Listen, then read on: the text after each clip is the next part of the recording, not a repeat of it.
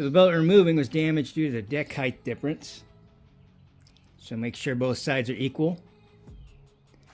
And if you're interested, I've also done videos on pulley and spindle replacement. The only tool we'll be needing for this is a 14mm socket, which will place right here. And I have a video on deck removal if you're interested in that.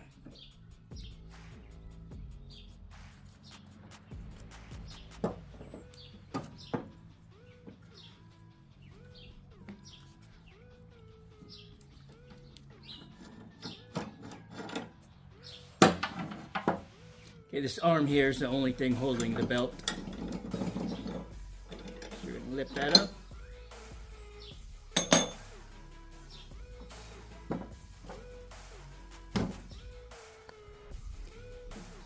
This is our new Chinesium dry belt.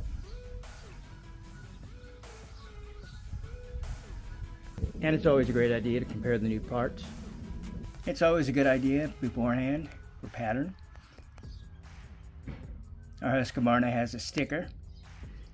If you're wondering, there is no up side to this. You can go this way or this way.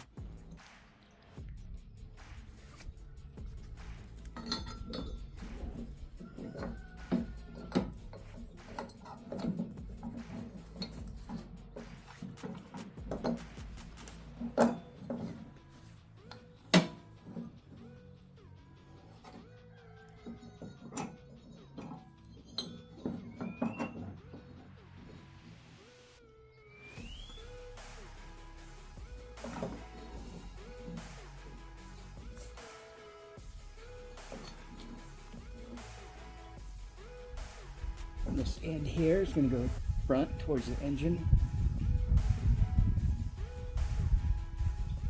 Putting our arm back on.